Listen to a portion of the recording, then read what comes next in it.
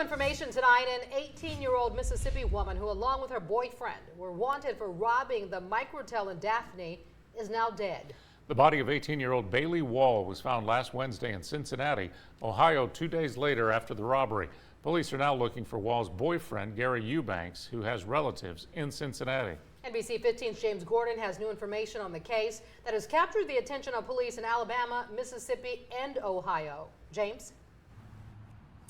Now, before she was found dead in Cincinnati, Wall was on the run with her boyfriend. Now, we're learning tonight that the couple lived out of their car until a Good Samaritan invited them into their home. They were sleeping on her couch in Daphne just days before that robbery took place. If I had any idea that she was going to be murdered 2 weeks later, I would have never let her out of my sight. 2 weeks ago, both Gary Eubanks and Bailey Wall were staying with Aaron Vincent at her apartment in Daphne. When they first showed up, you realized that they were living out of their car?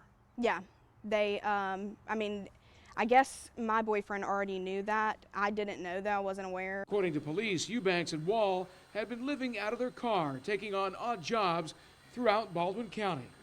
Aaron Vincent invited the couple into her home, and they stayed for about a month. And then Vincent saw this. First, she made entry into the microtel, had a brief conversation with the clerk there, and then left. And as soon as she left, Mr. Eubanks came in and committed the robbery. The couple, now accused of robbing the microtel in Daphne, was on the run. And 2 days later, police find a female body in a wooded area near a high school in Cincinnati. Now we know it was Bailey Wall who was murdered here.